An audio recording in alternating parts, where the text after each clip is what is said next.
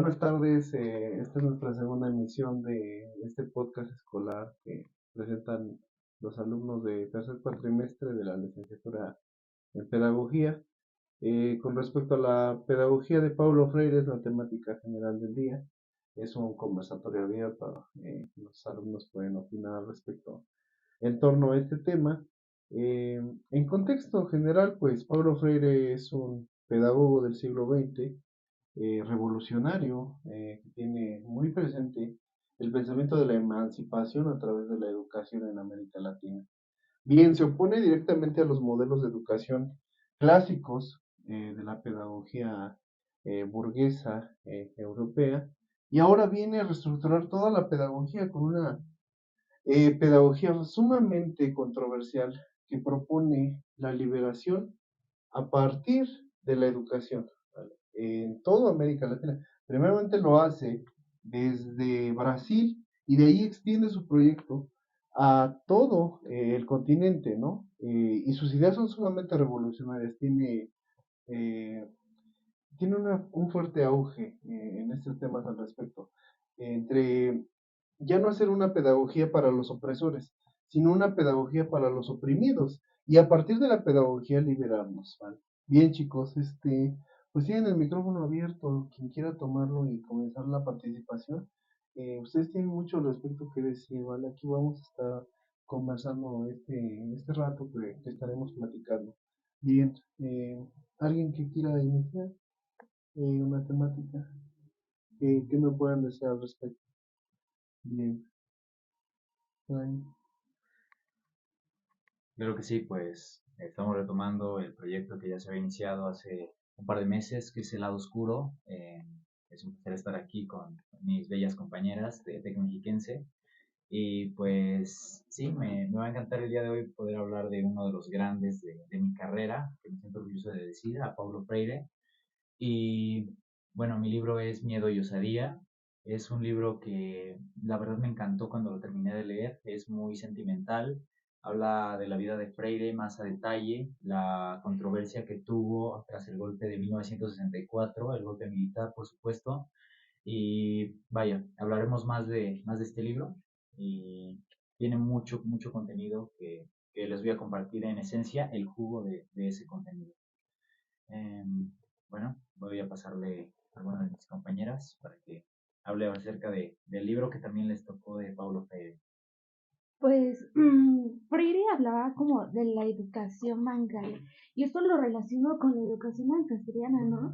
Que muchas veces en esa educación lancasteriana eran golpes hacia el alumno, castigos, los maltrataban sumamente horrible y él estaba en contra de ello, ¿no? De que la educación cambiara, de que ya no se siguiéramos maltratando al niño, ¿no? Y como vuelvo a repetirlo, la educación castellana solamente el más experto podía enseñarle al niño pasivo. O sea, el niño solamente era el que podía escuchar sin responder, sin participar. Incluso una vez visualizando un video de esa teoría lancasteriana, visualicé un video de que el niño estaba concentrado en lo que estaba haciendo, llega la mecánica, así le decían como que sus ayudantes, por así decirlo, y llega y le dice que qué estaba haciendo, el niño estaba dibujando, entonces le dieron 3 azotes al niño por dibujar, o sea, no se les permitía ni dibujar ni explorar su entorno, solamente era disciplina. No sé qué piensan ustedes respecto a eso. Definitivamente es lo que estamos haciendo hoy día. Si no se dan cuenta, estamos rompiendo la dicotomía que hay entre alumno y maestro, ¿vale? Aquí cualquiera de ustedes puede tomar hoy la palabra. Tiene el micrófono abierto para hacerlo. En una educación tradicional, eso no se puede hacer. Porque yo estaría al centro de todo y ustedes estarían a la periferia, solo escuchando, ¿no? Como meros oyentes, pero hoy no. Hoy tenemos que revolucionar y Pablo Freire es lo que te ofrece, la revolución de la educación. Romper el giro, ¿vale? Romper esquemas y romperlo con el tradicionalismo, ¿vale? Eso es la tradición, eso es lo que se está acostumbrado a hacer. Pero hoy ustedes participan libremente, pueden exponer sus ideas y hoy el maestro tiene que estar abierto y tener esa apertura para escuchar a los demás, ¿vale? Chicas. Sí, o sea, como antes, ahora sí, de hecho nosotros vimos bastantes películas de cómo era la educación tradicional a la que vemos ahorita, ¿no? De cómo antes la tradicional era solamente, de hecho hasta había como un cierto nivel entre el docente y el alumno, donde el docente era el experto. Y yo lo tomo así de que el docente es una esponja llena de agua y el alumno es una esponja ahora sí seca. Y el maestro llega y lo que hace es exprimir toda su agua para que el alumno se llene de toda esa información. Pero claro, como dice Citlali, sin tener la oportunidad de lo que es transmitir ese conocimiento, de que otras personas aprendan lo que el alumno está aprendiendo. Antes eso se tomaba como esa educación y ahorita estamos haciendo como las clases invertidas, las exposiciones, actividades donde no solamente el maestro esté enseñando, sino el alumno también puede enseñar al maestro. Claro, claro, como dijo Freud, hay que cambiar esa educación a una pedagogía más. Sí, de hecho en el libro El maestro sin recetas, pues habla mucho de esto, ¿no? Creo que es muy importante que los alumnos pues tomen esa iniciativa de ellos, pues a conocer su propio aprendizaje, que ellos realmente sean los participantes activos en este proceso. El maestro pues realmente ya juega un papel en el que solo es el guía, es un andamiaje. Entonces, eso la verdad ahora es pues es muy visto, ¿no? Y a mi parecer, la verdad, es muy, pues bueno, porque creo que es una participación activa de ambos, pero más del alumno. Pues lo que me gusta de Pablo Freire es que retoma mucho, bueno, en el libro que yo tuve, de la pedagogía de la pregunta, retoma mucho que para pues de comenzar a hablar o a explicar en clase tienes que tener una pregunta, es como lo inicial.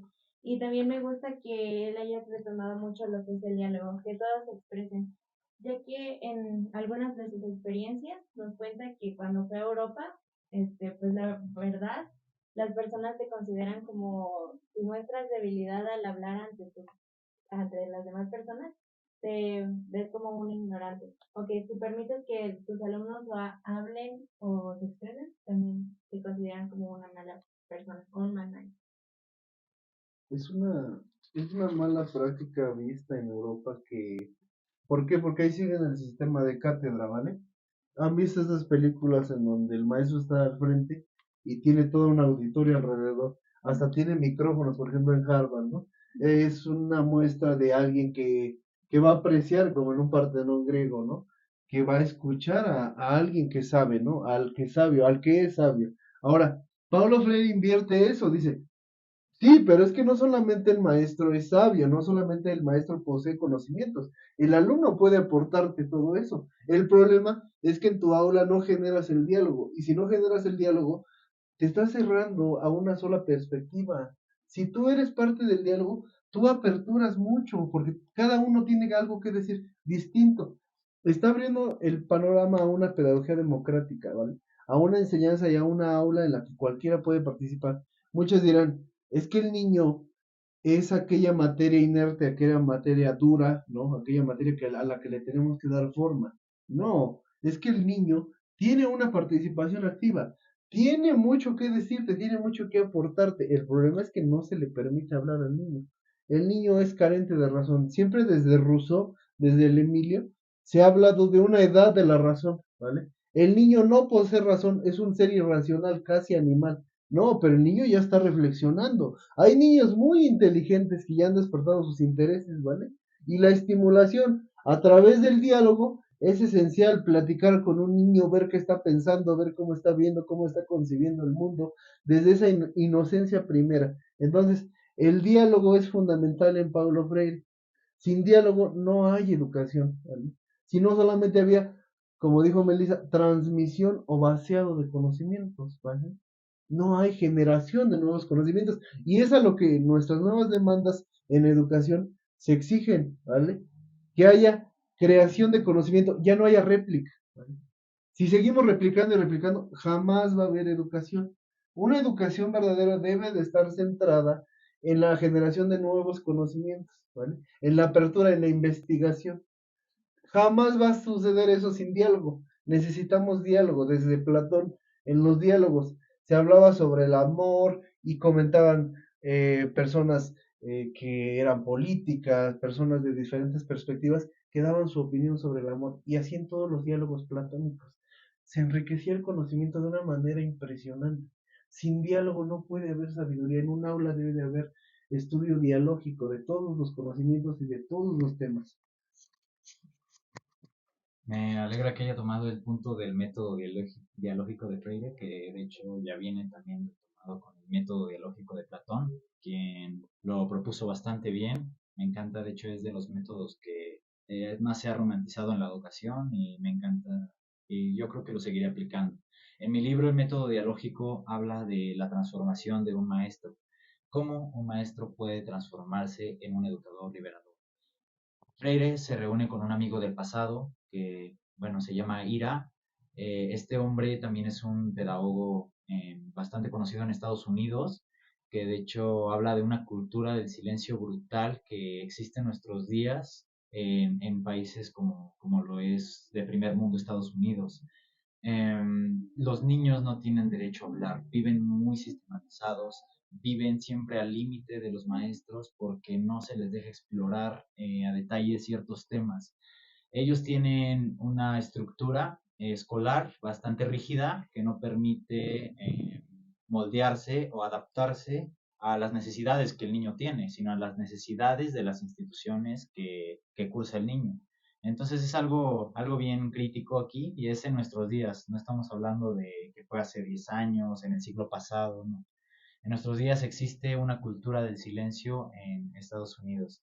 Aquí en México, pues también hemos visto a lo largo del cuatrimestre que ha ido evolucionando la educación. De hecho, el proceso de independencia es un claro ejemplo, como fue aquel evento que marcó un antes y un después para nosotros como mexicanos y que hasta nuestros días hay que seguir valorando porque hay países con mejor o peor educación que nosotros y nosotros tenemos que seguir creciendo. No podemos ir para atrás, no podemos seguir siendo tradicionales, no podemos seguir reprimiendo a nuestros alumnos. ¿Qué opinan ustedes, chicas? Bueno, una parte importante que pues mencionan todos, ¿no? El diálogo. En el libro del Maestro sin Recetas da mucho énfasis en esta parte, porque como lo han mencionado, es muy importante que el alumno tenga ese poder de poder expresarse, ese espacio donde él pueda decir sus ideas sin temor a equivocarse. ¿Por qué? Porque también parte del diálogo es importante, pues que el alumno no siempre, obviamente no siempre va a dar respuestas correctas, ¿no? Pero es parte de, si tú cometes errores, es parte del aprendizaje. Entonces, Freire pues da mucho énfasis en el diálogo. ¿Por qué? Porque pues dice que si el alumno no habla, no expresa lo que siente, no expresa sus ideas, entonces pues realmente sería como una educación mecanizada, no tendría un fin, no tendría pues realmente un progreso. Bien, chicos, hoy que se habla de una educación emocional, necesariamente el niño tiene que expresarse para expresar lo que siente, lo que ve, ¿vale? Jamás lo va a hacer desde de que el otro me interprete, ¿no? Que el otro crea saber lo que yo siento. Nunca va a ser así, ¿vale? Ahora, cuando hablamos de la cultura del silencio, Brian, siempre se silencia la masa, ¿vale? La masa es silenciada, dice Paulo Freire, y se es silenciada para imponerle una ideología. A través de la educación vimos que se difunden ideologías de poder. Lo que el poder, lo que el status quo de un Estado quiere que el alumno tenga, ¿vale? Quiero que mi sociedad se moldee a través de las escuelas. Las escuelas se ven como lugares de amoldamiento, lugares donde pueden transformarse a los sujetos, pero no de manera positiva, no para generarse a sí mismos, sino para hacer manos de obra que mañana servirán al Estado, que servirán a los grandes productores que permanecen donde permanece el capital, ¿vale? Es controversial estudiar esto, ¿por qué? Porque la escuela sigue replicando lo mismo, sigue replicando los mismos patrones de hace más de 2 siglos, ¿vale? La escuela de raíz no ha tenido un cambio. Estructuralmente en arquitectura, ya les he dicho que eh, está diseñado perfectamente para que no haya imaginación. Es una aula cuadrada, grisosa, en donde no hay colores, en donde no hay formas que puedas ir más allá a explorar, ¿vale? El aula te limita y el profesor te limita, el Estado te limita. Entonces, jamás desarrollas ese potencial emocional, ese potencial de la razón, porque el aula en la estructura, desde ahí te va determinando todo, todo. El pensamiento se limita. Entonces, el niño crece limitado, pasa a la primaria y sigue creciendo limitado a la secundaria. Y después en un campo laboral vuelve a ser limitado, ¿vale? ¿Por qué? Porque así lo formaron. Lo formaron para servir, ¿vale?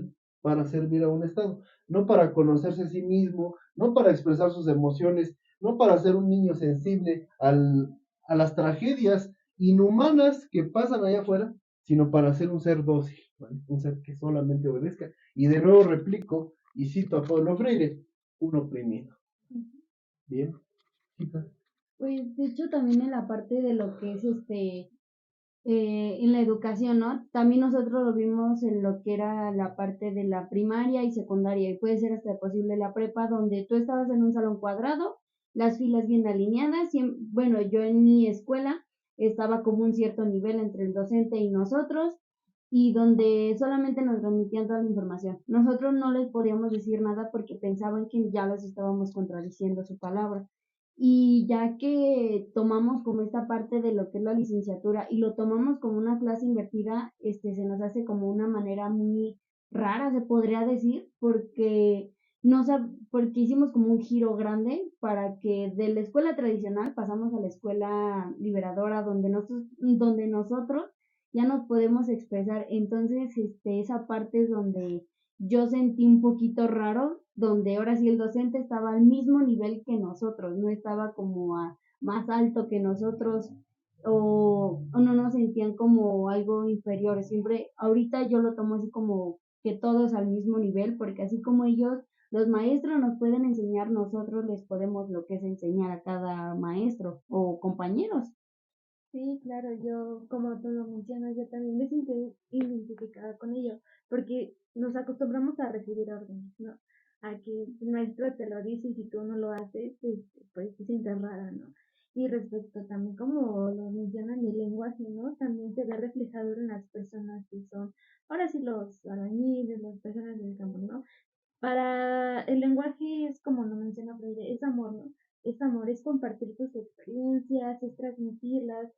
El niño hay que, como lo mencionamos, hay que dejarlo explorar, hay que dejarlo que balbucee, que explore su entorno desde que está pequeño. Hay que dejar que hable, se exprese y diga lo que piensa. Porque si nosotros no empezamos a oprimir, es como que lo estamos cerrando otra vez. Estamos cerrando ese pequeño niñito que no se sabe expresar. ¿Quién es la primera institución que conocemos? ¿Quién es la primera institución? ¿Alguien sabe? La familia, ¿vale? Núcleo integral. Si tus padres como primeras autoridades te empiezan a reprimir, ¿vale? Tú te callas, tú te sientas, tú esto, tú el otro. Y no digo que esté mal, ¿no? Sin embargo, si desde ahí empiezas a limitar tú a tus hijos en casa, sean padres de familia, desde ahí el niño va a empezar a tomar una actitud de no debo de opinar, debo de mantenerme callado siempre y siempre al margen de todo, ¿vale? Y siempre que hay papás que les dicen a sus hijos, oye, no le respondas al maestro, ¿no? Oye, respeta al maestro. Y también ahora, hay niños que sí, definitivamente, aquí hay un dilema, ¿eh? Y aquí casi casi nos ponemos en contradicción, porque hay niños que ya no respetan a los maestros y hay maestros que desean ya ser respetados, ¿vale? ¿Por qué? Porque una cosa es respetar académicamente, ¿vale? Y otra cosa es que sí debe de haber una disciplina. Por eso les digo, aquí vamos a ponernos en contradicción, ¿vale? Cuando tú quieres que en el aula haya generación de conocimientos, ¿vale? Pero el alumno se opone a que a esa generación de conocimientos, entonces, ¿qué hacemos? ¿Debe de haber disciplina o no debe de haber disciplina? Cuando ves y te sientes amenazado por los alumnos de que no quieren trabajar, no quieren hacer esto, no quieren ser impositivos, ahí ves la contradicción del problema, ¿vale? Y ves cómo la teoría y la praxis no tienen una intrínseca relación tan cercana. Sí, es un método renovador y propositivo, pero también debe de haber un respeto mutuo y colectivo entre todos los miembros del grupo, porque aquí Paulo Freire aclara muy bien las comunidades del aprendizaje. Sí, pero en una comunidad de aprendizaje debe de haber respeto mutuo, por todos los miembros, por los alumnos, por el docente y por todos los que quieran participar del conocimiento. Debe de haber un respeto mutuo en una comunidad de aprendizaje. Sin ello no puede haber gestión mutua. Pues recordando lo que decía Melissa de que no se podía cuestionar al maestro, en el libro que leí de Pablo Freire decía que el maestro no le tiene miedo a la pregunta, le tiene miedo a la respuesta. Entonces, básicamente, pues, como anteriormente, los maestros, pues, te decían todo, ¿no? Al hablar, decían todo lo que se les inventara, se les salía por la cabeza, todo. Pero ahora, pues, ya los niños, como vemos actualmente, pues, preguntan de todo. Y si no les sabes contestar o no tienes esa respuesta que ellos esperan, pues, te van a tachar de que eres ignorante o que no conoces en, en lo que puede haber en su, en su actualidad, sus modas que tienen y así.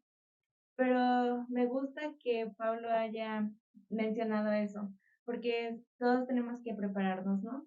Tal vez no sea de alguna materia en específico, pero tenemos que prepararnos en todas las materias para así conocer a tu grupo y con las personas que vas a estar. Bien, Ruth, yo tengo una duda respecto a la pregunta generadora. ¿Vale? Una buena pregunta por ejemplo, tú puedes planear tu clase perfectamente, ¿no?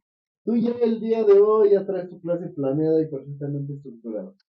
Pero llega un niño y te hace una pregunta sumamente interesante y explosiva que es detonadora. ¿Qué haces? Si una cosa es seguir la currícula, no, si una cosa es seguir tu planeación, pero por otro lado hay una inquietud que está quejando a los niños o a los alumnos. ¿Qué haces? ¿Contestarla o pretender contestar? O continuar con tu clase, aunque sabes que de este lado vas a encontrar anclajes de conocimiento muy profundos y en el que puedes tomarte de ahí para generar tu tema. Y claro, Freire no descarta la improvisación, y finalmente es lo que estamos haciendo. El día de hoy se está improvisando y se está llevando a cabo la creatividad dialógica, ¿vale? Porque ya estás haciendo conexiones entre una comunidad de aprendizaje, ya estamos generando.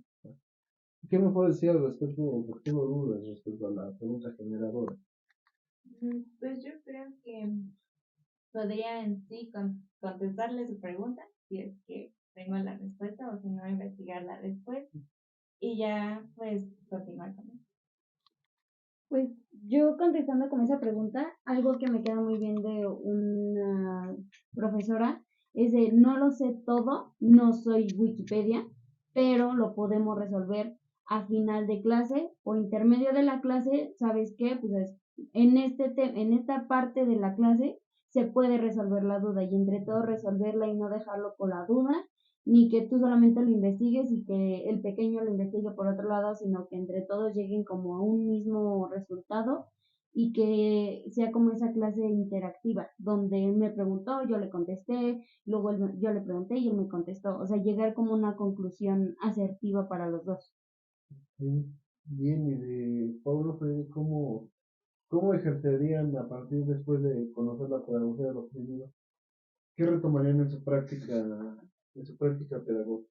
Ustedes como pedagogos, futuros pedagogos y pedagogas. Ujú.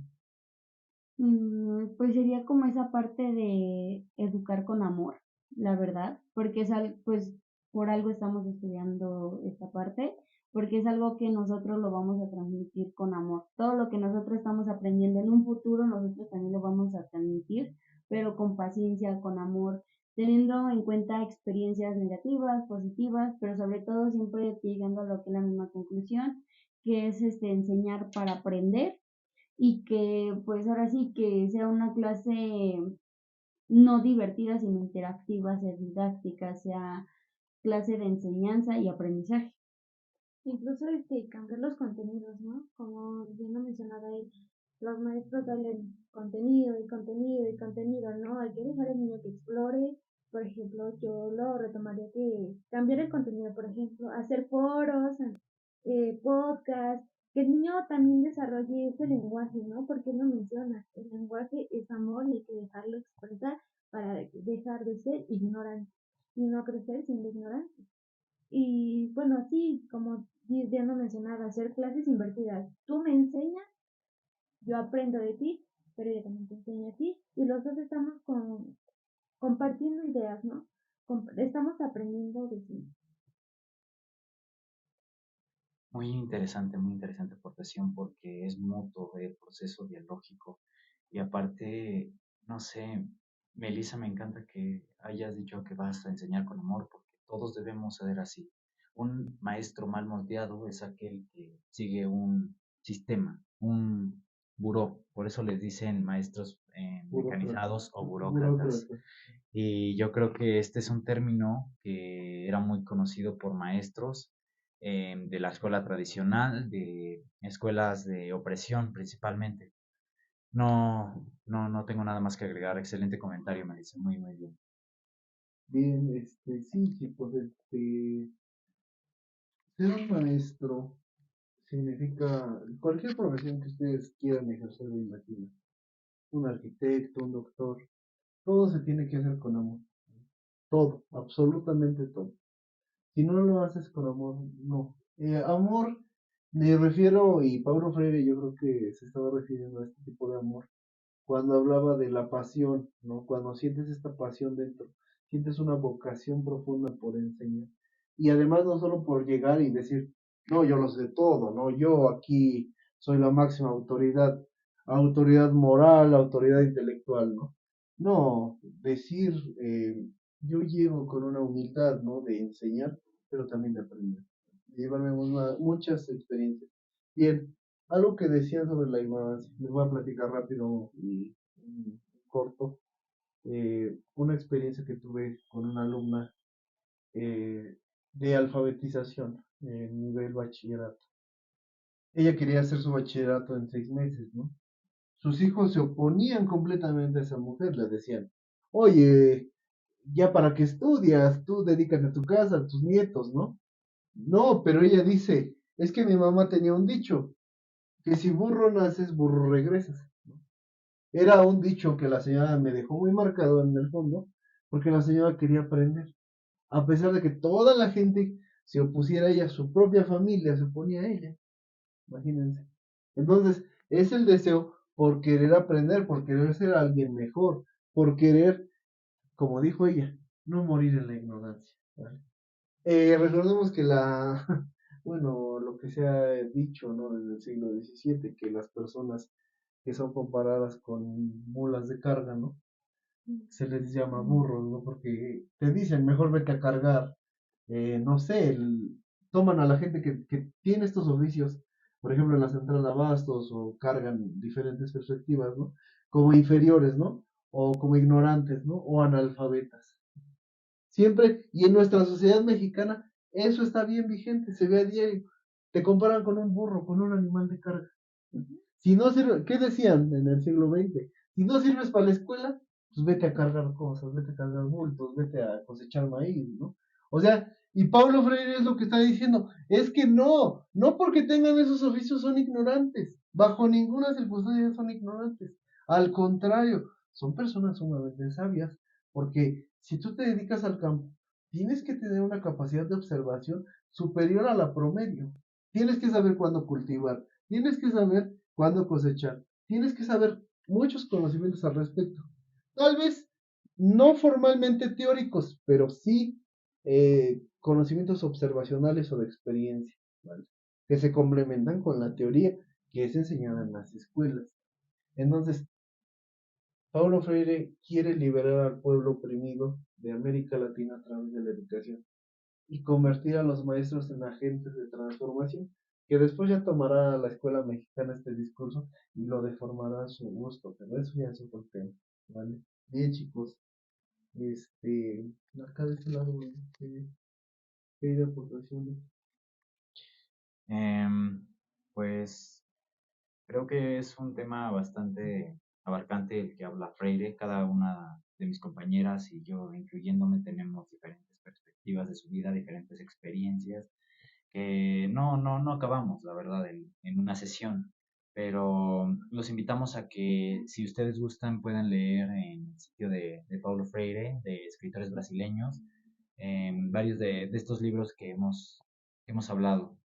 Y por supuesto que, ya por última instancia, me gustaría reflexionar con la frase de: hay que recuperar la dignidad y construir la esperanza para los niños, porque hoy en día necesitan esperanza. Es un futuro incierto al que nos estamos enfrentando. Nuevas tecnologías, nuevas amenazas, gobiernos en guerra, personas de paz crean máquinas de guerra. Estamos en un borde de colapso.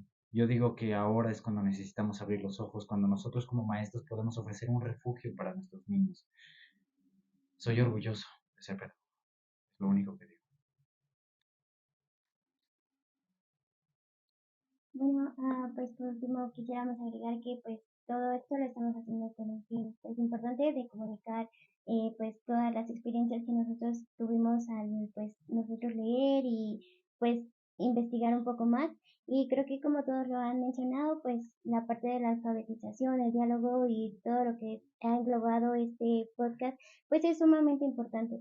Y bueno, pues eh, gracias por la oportunidad de pues hablar y expresarnos.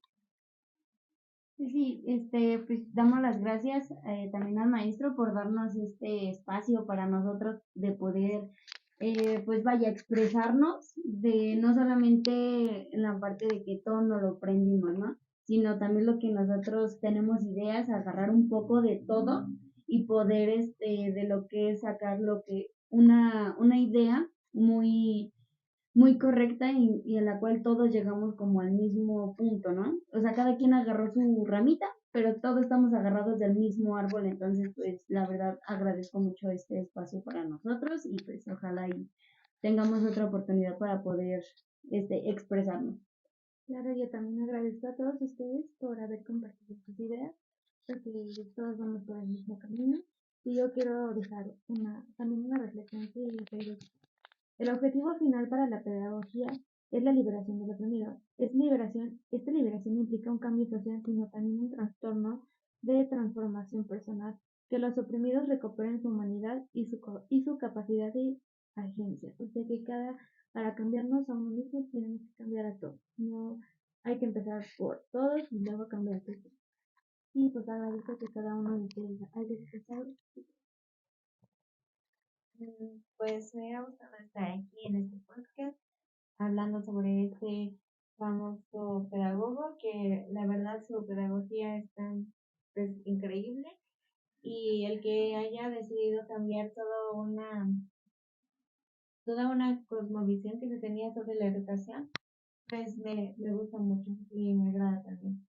Que, que podríamos comprometernos a cambiar pues sí, la educación en México es algo muy importante.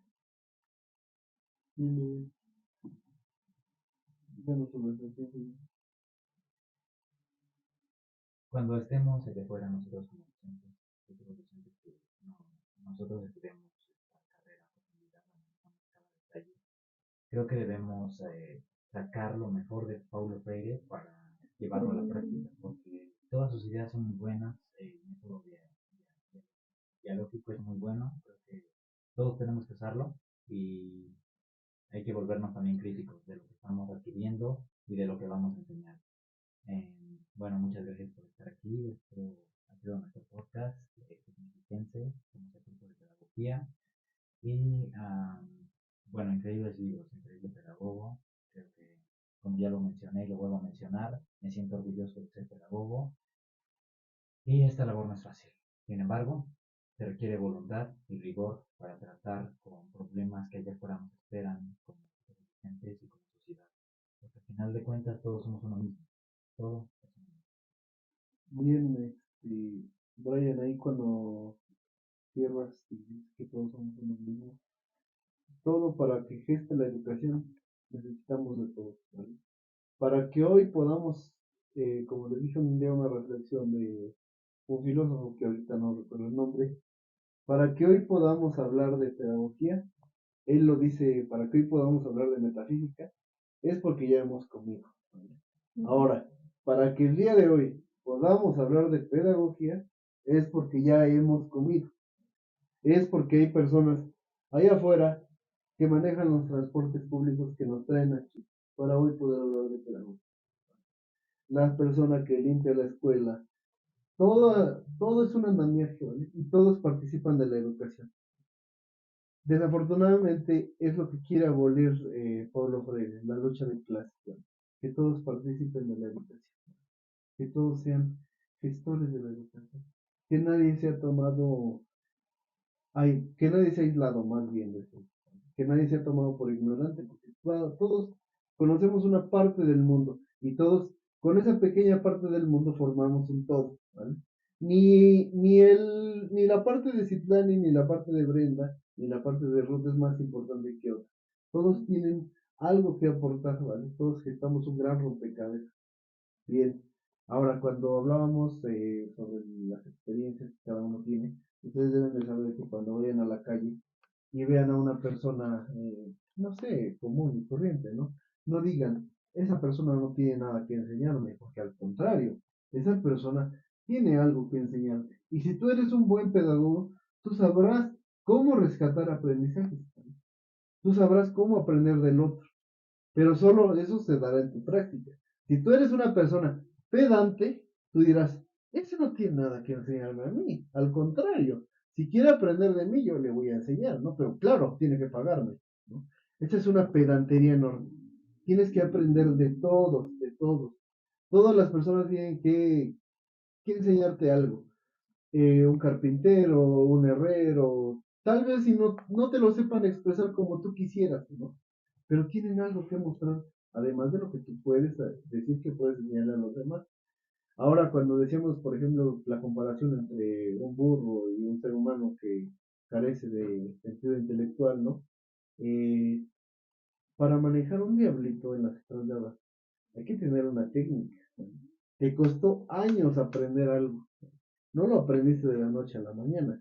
Si tú vas y quieres levantarlo así porque dices, no, pues yo voy al gimnasio todos los días, qué difícil ha de ser. No, es que a él le ha costado años perfeccionar su técnica y tiene ciertos detallitos, su diablito, que él ha mandado a poner específicamente para manipular.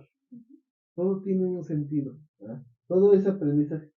Y en cualquier lugar a donde vayan, en cualquier momento, si ustedes dicen, me voy a tomar un break de 15 días, hoy no quiero aprender nada, hoy no quiero saber nada de pedagogía ya, pues están equivocados, porque si hablan de amor, uno tiene que construirse a diario, ¿vale?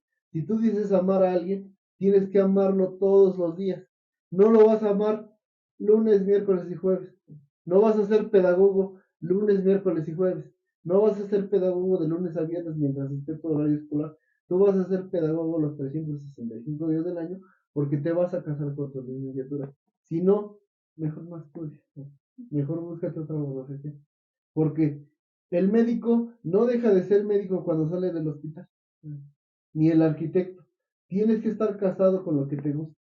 Si eres policía, policía vas a ser todo el tiempo.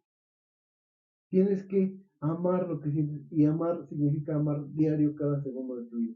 Esperar una experiencia, esperar una enseñanza más allá de lo profesional, más allá de tu sueldo.